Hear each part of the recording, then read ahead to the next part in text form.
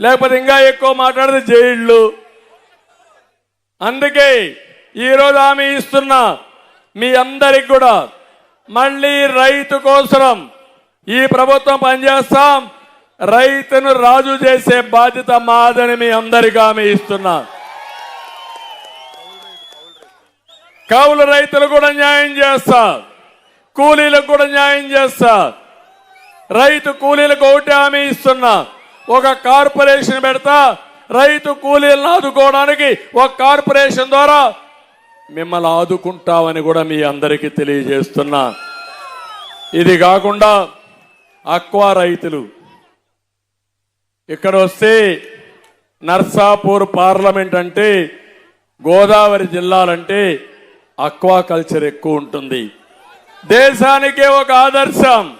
ప్రపంచానికి చేపలు గాని రొయ్యలు గాని సరఫరా చేసే సత్తా ఉండే ప్రాంతం గోదావరి జిల్లాలు. వాళ్ళు కూడా ఒకప్పుడు మీసం రొయ్య మీసం మెలేశారు, ఇప్పుడు దించుకున్నారు, రివర్స్ లో పెట్టుకునే పరిస్థితిలో వచ్చారు. అవునా కాదా? ఏంటి కారణం? చేతగాని ప్రభుత్వం. అవునా కాదా?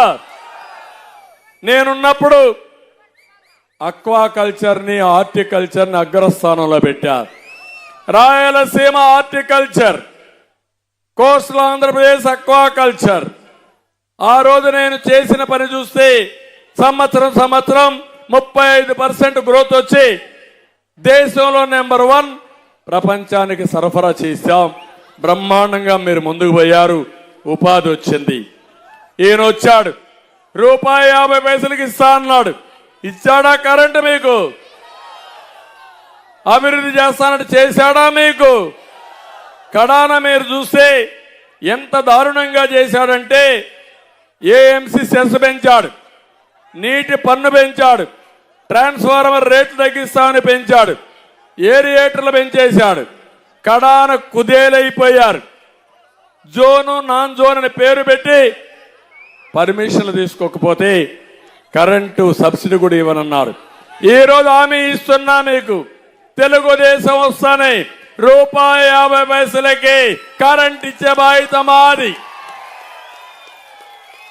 ఎన్డీఏ ప్రభుత్వంలో మీ అందరికీ హామీ ఇస్తున్నాం. ఇద్దరు, ఒక ఎంపీ ఒక ఎమ్మెల్యే సాక్షిగా ఈ ప్రాంతాన్ని ఒక అక్వా కల్చర్ హబ్గా తయారు చేసే బాధ్యత ఎన్డీఏ మేము తీసుకుంటాం, 3 పార్టీలు కలిసి.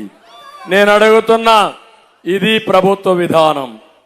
అది చెత్త ప్రభుత్వం చేసిన ద్రోహం మీ అందరికీ. ఇప్పుడు అంటాడు రైతులకు న్యాయం చేశారంటాడు. నేను అడుగుతున్నా, నువ్వు ఇచ్చింది 7,500 అంటే 5 ఏళ్లు నువ్వు ఇచ్చింది 37,500.